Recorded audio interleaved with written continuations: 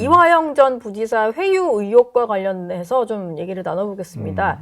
그 의혹과 관련해서 이제 법무부가 감찰을 지시했고 당시 수사팀들이 아마 감찰을 받게 될 텐데 박상용 당시 수원지검 부부장 검사가 지금은 법무연수원으로 가 있더라고요. 이게 약간 좌천성 인사들이 가는 데죠. 네. 수사 안 하는 기관에 가 있는데 저희 채널에 출연을 해서 당시에 변호인이 계속 동석을 하고 있었고 도저히 몰래 뭔가 주거나 할 수 없는 상황이었다라고 얘기를 해요.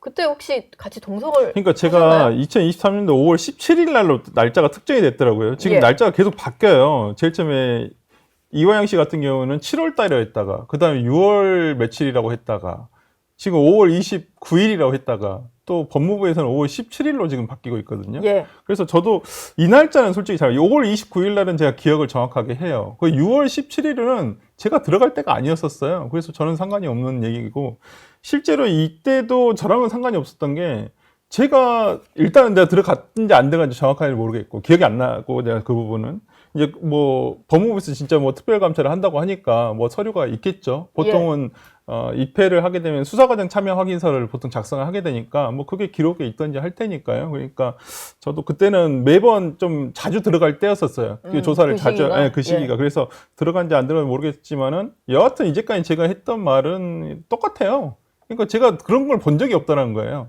뭐 이날인지 정확치는 않을지언정 어쨌든 그 설 변호사님이 입회했을 때는 전혀 이런 걸 보시지 못했군요. 그러니까 뭐 저 없을 때 제가 안 들어간 날 그랬다면 제가 그건 뭐 제가 없었으니까 제가 당연히 못 본 것이겠지만은 제가 들어갔을 때는 뭐 이런 적은 없었고 기껏해야 음료수 정도는 저희가 이렇게 가끔 주시긴 했었어요. 뭐 진술하다가 목마르면 음료수 줄 수 있잖아요. 네, 뭐 커피 정도? 네, 그 정도였는데 뭐 모르겠습니다. 제가 뭐 음식을 본 적은 없습니다. 음식을 명확하게. 본 적은 없다. 그래서 저는 실제 이 사건하고 별로 관계가 없어요. 본 적이 없어서. 본 적이 없다고만 똑같이 얘기하고 있거든요. 예. 네. 누가 봤다는 건지. 근데 봤다는 사람은 일단 있긴 있어요. 그리고 이화영 씨 봤다는 사람이 아니고 이화영 들었다는 씨가 사람이구나. 주장한 내용에도 변호인은 없어요. 같이 먹었다고 주장하는 그 뭐에도 저도 자세히 봤거든요. 워딩을. 그러니까 변호인은 없더라고. 그러니까 뭐 저 없을 때 먹었는지 어쩐지 잘 모르겠어요. 그 부분은. 근데 하여튼 뭐 그런 부분에서 제가 뭐 그러니까 전후 정황을 누군가 저에게 물어본다고 한다면 뭐 그런 거 음식을 보거나 이런 적은 없다. 예. 정말로 있었던 일이라면은 변호인도 있었다라고 할 수도 있을 텐데 변호인은 없었다. 근데 보통 그 변호인이 자리를 비우는 일이 많나요? 보통 같이 조사를 받으러 가서? 잠깐씩 자리를 비우기도 해요? 잠깐씩은 있기도 하고 아니 뭐 화장실 갈 때는 떨어져서 가기도 하고 네. 그러긴 하는데 근데 뭔가를 이제 막 조사 때는 술을 먹고 뭐 이럴 만한 긴 그 시간 동안? 정도는 안 되죠. 그 정도는 모르겠습니다. 제가 뭐 조사를 채널 A에 출연하기 위해서 일찍 나온 날은 하루가 있었어요. 그게 5월 29일이었어요. 그날 제가 탑 10을 기억하는 게 탑 10 끝나고 제가 다시 갔거든요. 수원지검에. 전화를 받고 다시 와달라고 한다. 그래서 그날 제가 기억하는 게 원래는 평일 같으면 1시간 정도 걸려요. 택시를 타도. 근데 그날이 대체 공휴일이었어요. 부처님 오신 날 대체 공휴일이어가지고 30분 만에 갔었어요. 그래서 제가 그날 특별하게 기억을 해요. 네. 이렇게 기억이 좀 상세하신 분인데 어쨌든 같이 계시는 동안에는 본 기억은 없다라고 그렇죠. 얘기를 하셨고 근데 앞서 수원지검 같은 경우도 자체적으로 조사를 했을 때 이런 술 파티는 물론이고 회유 정황이 없었다라고 했고 박상용 검사가 어떤 얘기까지 했냐면 회유를 좀 시도한다기보단 진술을 받아내려는 노력 자체가 필요 없었던 게 이화영 전 부지사가 본인들이 전혀 모르는 상황에 대해서도 막 얘기를 막 했다 이거잖아요. 그게 문도 열리기 전에 진술부터 하고 온다 뭐 이런 표현을 쓰는 검사들이 있더라고요. 전직. 그러니까 결론은 이게 이제 한쪽은 그게 있었다고 주장하고 한쪽은 없었다고 하는 거기 때문에 아무런 물증이 없는 상태에서 진술로만 이 다툼을 해야 되는데 이 다툼이 있다는 것 자체가 의미가 있다는 거죠. 왜 이제 와서 그거 없었다는 걸로 끝났는데 법무부에서 다시 얘기를 해가지고 뭐 교도관의 진술이 나왔다. 교도관이 이러면 되냐고 검사한테 항의를 했다든지 이런 거가 나오면 왜 또 갑자기 이걸 할까? 재심 사유 만드는 거냐 이렇게 됩니다. 그렇죠. 그러면 법무부가 지금 정권이 바뀌었으니까 정성호 장관이 계시는 상황이기 때문에 이 정도 얘기를 처음에 국민들께 알리시려면 더 명확한 걸 가지고 얘기를 해야지 2단계에서 벌써 이거를 릴리즈를 하게 되면 이런 억측이 불거지고 오죽하면 당시 해당 검사가 TV에 출연을 해요. 나 증인으로 출석하고 싶다 뭐 이런 얘기까지 이렇게 나오는 거잖아요. 예. 이렇게 되면은 법무부 입장에서도 원하는 결과는 아닐 거예요. 이런다고 해서 재심 사유가 되는 것도 아니고 점점 더 사건은 다큐멘터리 다시 찍어야 되는 수준으로 가는 거잖아요.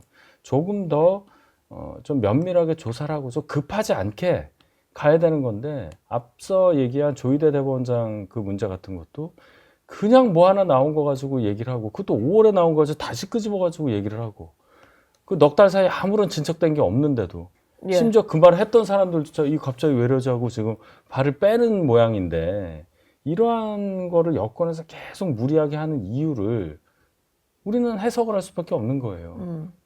그러니까 당장 뭐 나경원 의원은 이재명 대통령 무죄 만들기 획책이다. 왜냐하면 다 사건에 연루되어 있는 게 이재명 대통령이다 보니까요. 또 그리고 뭐 민주당에서 배임죄 폐지하겠다라고 얘기를 했잖아요. 네. 이게 처음에는 이제 기업인들이 좀 너무 심하게 부담을 지게 되는 게 배임죄다 보니까 이 죄를 없애는 거다라고 했는데 요즘에 나오는 해석을 들여다보면 이게 이재명 대통령의 대장동 사건과 관련해서 배임죄가 없어지게 되면은 이 대통령도 면소 판결을 받을 수 있는 그런 건가 봐요. 그러니까 이게 오비락 같아요. 예. 그러니까 뭐 기업인들을 위해서 그렇게 해주겠다라고 하는데 그럼 만약 진짜 배임죄가 없어지잖아요. 그러면 저 같으면 제가 회사 오너잖아요. 그러면 바로 회사 오너면 제가 제 가족들한테 그 회사의 핵심 부품들이라든지 핵심 소재 이런 공급하는 것들을 전부 다 자회사로 뿌리겠어요. 그 다음에 우리 본 회사가 그 회사들로부터 다시 렌탈해서 쓰는 방법으로 그런 식으로 다 가족 경영하는 거죠. 그럼 이게 다 배임죄가 안 되면 뭐가 돼요? 이제까지 다 그것을 배임죄로 규율을 했단 말이에요. 그래서 네. 그걸 못하게 했던 것이에요. 근데 이걸 지금 그냥 무작정 없애버리겠다라고 해버리면 본인 면소 받고 그 다음 다시 그때는 다시 이제 야 이거 사회에서 심각하네 다시 만들어야 되겠어 이럴 다시 건가요? 만들고? 이거 예. 안 되겠네 그러면서 다시 만들 건가요? 네. 그러니까 저는 오히려 대통령이 본인에 대한 재판이 걸려 있잖아요. 민주당도 마찬가지예요. 네. 이 부분과 관련해서 진짜 없애겠다 한다면 조금 더 토론회라든지 공청회를 통해서 수집을 하고 어떤 경우에는 배임죄가 안 되겠다 이런 식으로 얘기를 해야지 그냥 단순히 배임죄를 싹 없애버리겠다?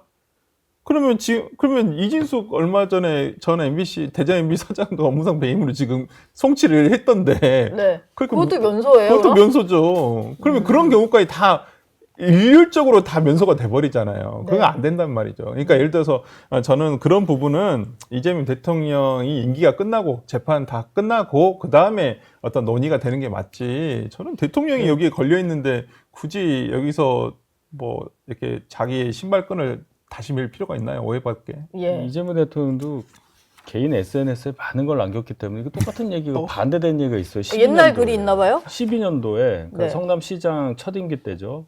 제목이 변호사 20년의 별 해결한 소리. 그리고 내용이 뭐냐면요.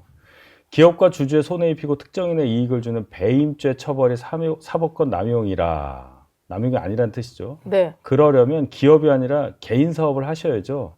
기업 경영 배임죄 적용은 사법권 남용 아니다라는 얘기를 쓰셨단 말이에요. 성남시장도 2012년에. 12년에. 그럼 자 13년이 지났는데 네. 그 사이에 이렇게 생각이 바뀌는 이유는 과연 뭘까?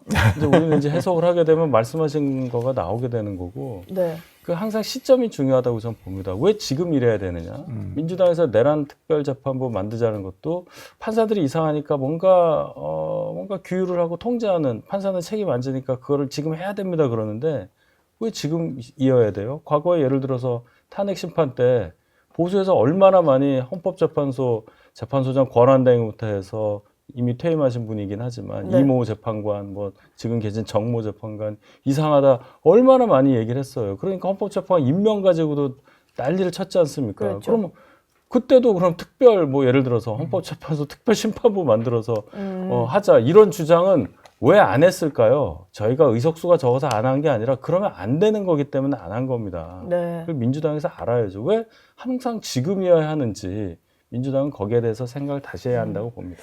왜 오해를 받게 되는 상황에 꼭 하는지 알겠습니다. 두 분 말씀은 여기서 마무리하겠습니다. 고맙습니다. 네. 저희 영상 많이 시청해 주시고요. 좋아요, 구독, 댓글, 알림 설정 꼭 부탁드리겠습니다.